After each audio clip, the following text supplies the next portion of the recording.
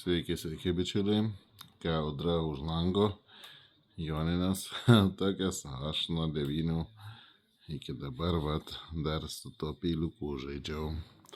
Vakar bandžiau iš po 6 000, dar taip gerai nedagalandęs eiti ant 15 000 ir pasirodo, kad šitam plienui netinka 15 000, jis kažkiek užmuilina ašmenį per daug. Aš čia bele kokio kietumo plieną, bele kokio. Tai šiandien vis dėlto dar grįžau prie 6 000 ir dar 3 valandas galandau su 6 000.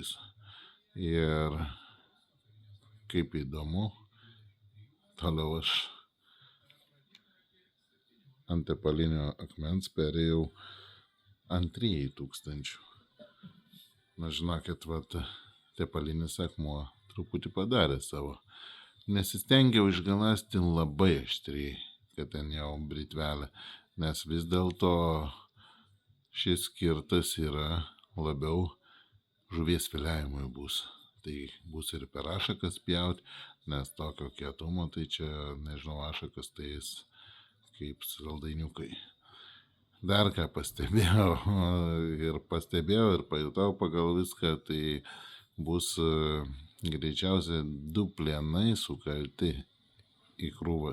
Labai kieti plienai rimti, tai širogami ir aogami greičiausiai. Nes vis dėlto, žiūrėkit, tai yra 2 plienai sukalti. Jie yra vienas juodai mėlynas, o kitas baltas. Šitas sluoksnis tikrai neminkštas, jis kosminio kietumo ir jis man tai pasirodė, kaip širogamis iš tos pusės galandant visai karbido struktūrą, viskas jaučiasi kaip širogami, o šitą pusę greičiausiai tai bus aogami. Tai labai įdomus variantas, jeigu širogami su aogami sukaltas, tai čia kažkoks tai kosmosas. Kietumas, tai sakyčiau, tikrai nemažiau 67 kokių, nemažiau.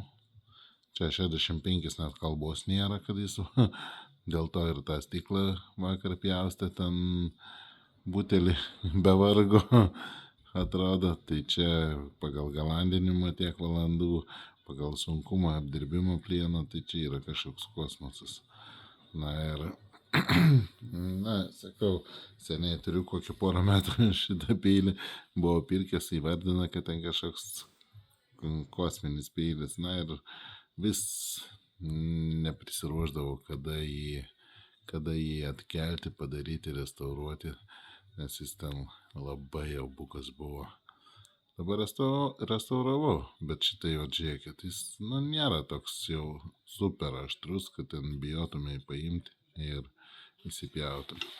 Bet, nežinau, servetėlę jis pjausto, nes būdingi širogamio, yra būtent širogami būdingi labai aštrus karbidai, kurie net peilis atrodo neaštrus, o jis tiesiog pjauna iš savęs.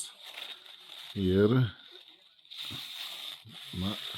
pjauna iš savo geometrijas, iš savo to tokio suvedimo, dabar jis pjauna. Dabar, aišku, turi to aštrumo, nieko negaliu sakyti.